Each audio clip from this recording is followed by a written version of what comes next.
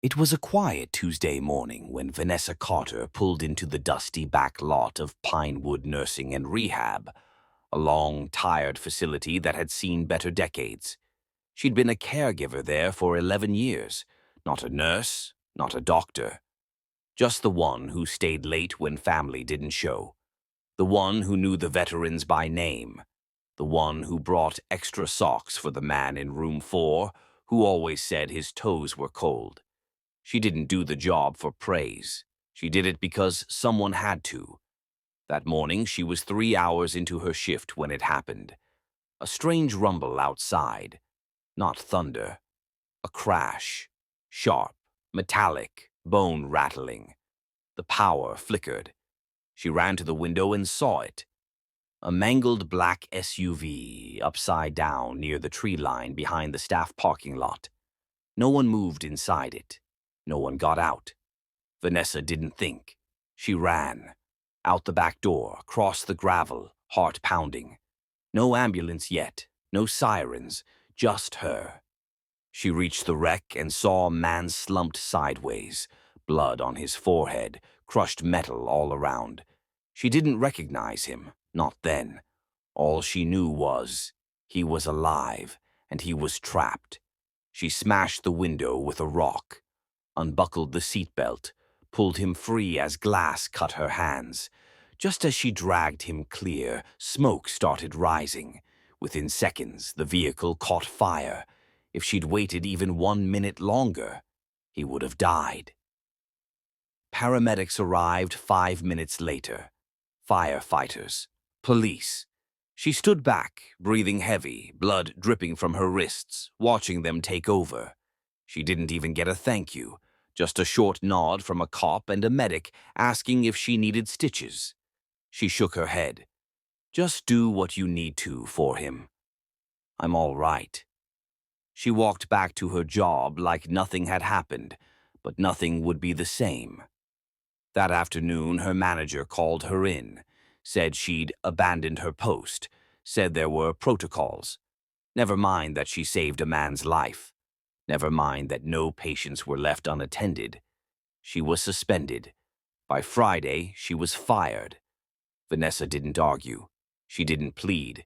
She just packed her things. And as she walked out of the same back door where she'd run to save a stranger, she whispered, Lord, I did the right thing. If that's wrong now, I don't know what's left. She returned home to her small house just outside Baton Rouge, bills stacked on the table, car with one working window, and no job. But still, she didn't curse the day. She said her prayers, bandaged her hands, and sat with a cup of tea on her porch as the sun went down. The man she rescued? She never heard a word, didn't know his name, didn't know he'd woken up, didn't know the news stations were blocked from releasing his identity due to high-profile legal concerns. But across town, he was asking about her. The next morning began just like every other. Vanessa Carter got up before the alarm, made a pot of coffee, fed her cat, Mercy, stepped outside in her old slippers to sweep the porch. Her hands still ached from the glass cuts, but she didn't flinch. That's how life had always been. Painful, but not impossible. She wasn't thinking about the accident, or the man she saved, or the fact that she'd lost her job for doing the right thing. She was just trying to move on. And then she heard it. A low thrum in the distance. Not a car, not a truck, not even the postal van. Something deeper. From the sky. She looked up, shielding her eyes. 2 sleek black helicopters were descending over the field across from her little house. Neighbors began poking their heads out. Children came running barefoot to the fence. A few older folks grabbed binoculars. Vanessa didn't move. She watched in stunned silence as one of the helicopters landed in a whirl of dust and pine needles. The second hovered above like a shadow. Then the door opened. Out stepped a tall man in a custom gray suit, salt and pepper hair, polished shoes, black sunglasses. He looked like someone you'd see shaking hands with presidents. He didn't wave, he just walked, right up to her porch, stopped at the bottom step, removed his sunglasses. "Miss Carter?" "Yes, I believe I owe you my life." His name was Robert Langston III, billionaire, CEO of one of the biggest tech firms in the world, a man worth more than some countries. And the man she pulled from a burning SUV. He told her he'd been unconscious for 2 days. When he woke up in a private ICU, the only thing he said was, "Did the woman who saved me make it out alive?" It took his team 2 days to find her, because she never gave her name, because the official report said only, "rescued by an unknown passerby." Now, standing on her porch, Robert's voice cracked. "They told me you ran into fire, that you were cut, bleeding, and still tried to get my phone and ID, that you risked your life for a stranger." "I didn't think about it," she said quietly. "Why not?" "Because someone needed help." He nodded. Then, to her shock, he hugged her. Not a staged handshake, not a stiff gesture, a genuine, full, grateful embrace. Within an hour, Vanessa was inside that helicopter, flying across Baton Rouge to a press conference she hadn't even been told about. She didn't have time to change clothes, didn't have time to fix her hair, didn't need to, because the world was about to find out what kind of person she really was. The Civic Hall downtown had never seen a crowd like this.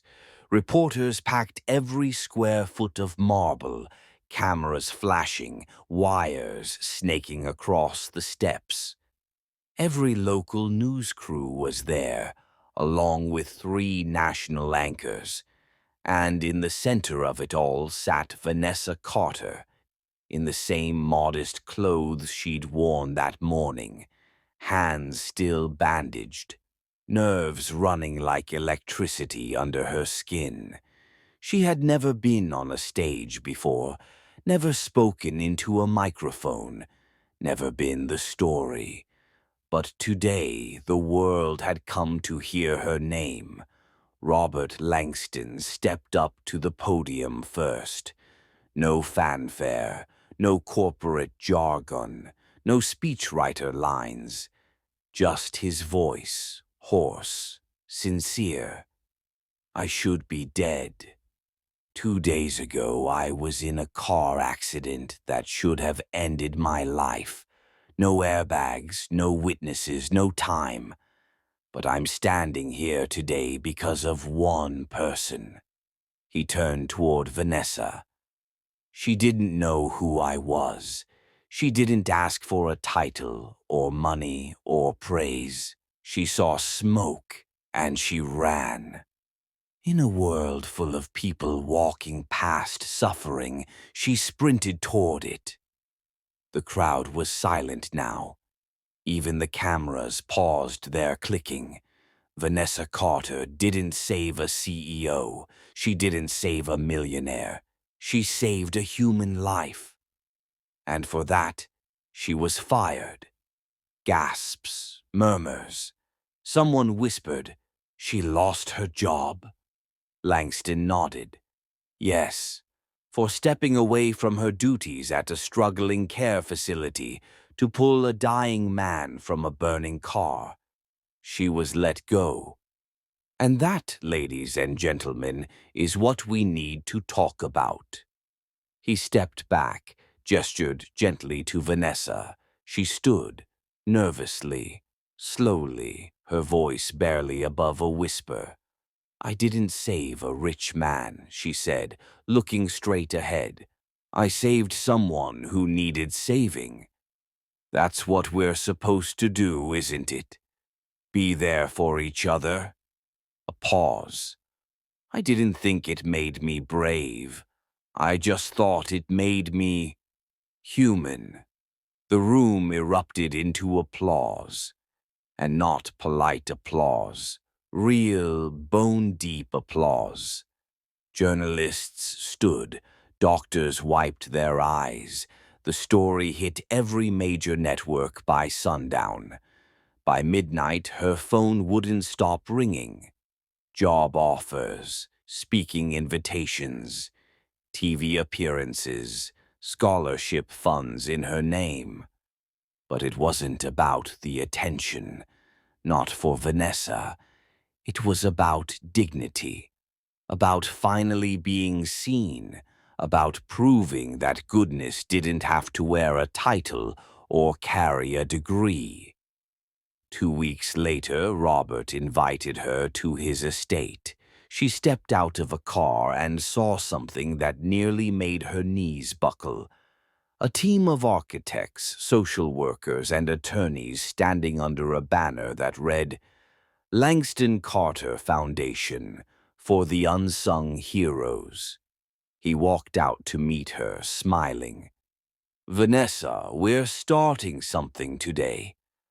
A foundation to support caregivers, service workers, and underpaid heroes around the country. And I want you to run it. She blinked. Me? But I'm not. You're exactly the one, he interrupted, because you didn't ask for this. You didn't seek the spotlight. You just did what was right when it counted. That's the kind of leadership the world needs more of.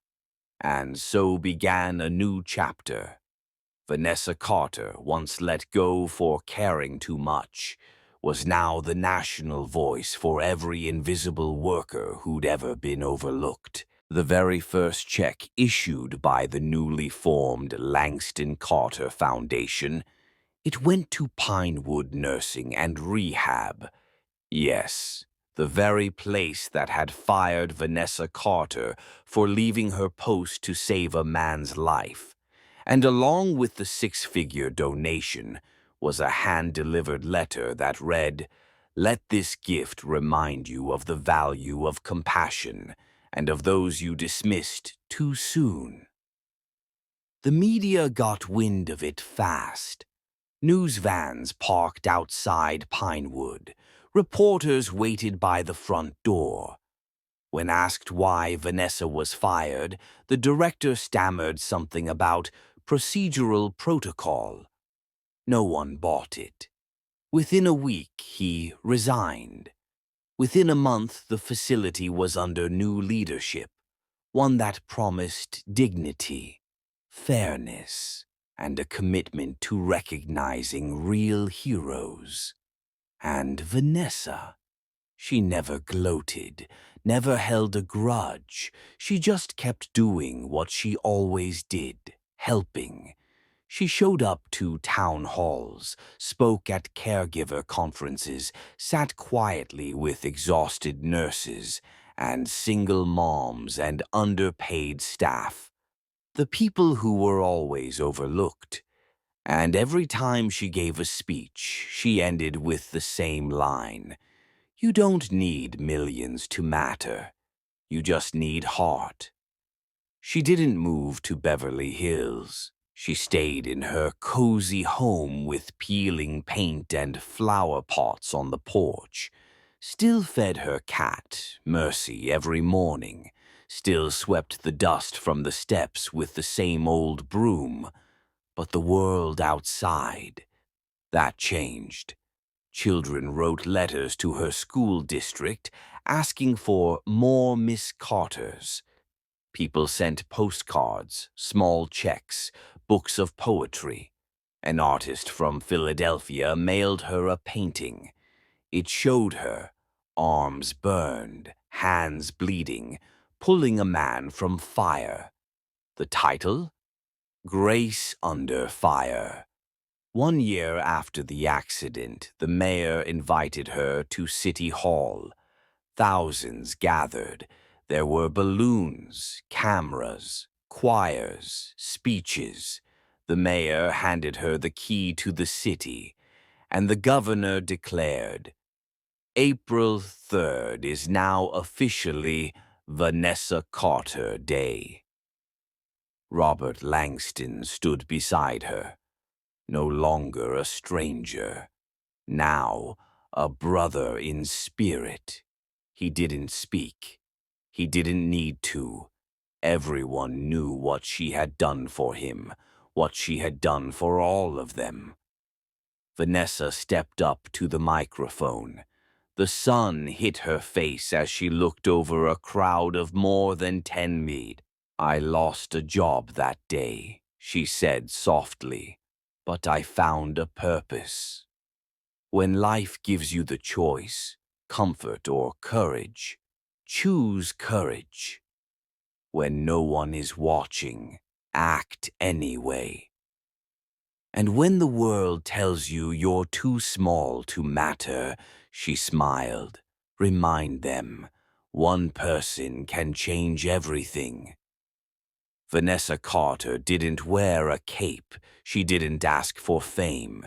She didn't do it for glory.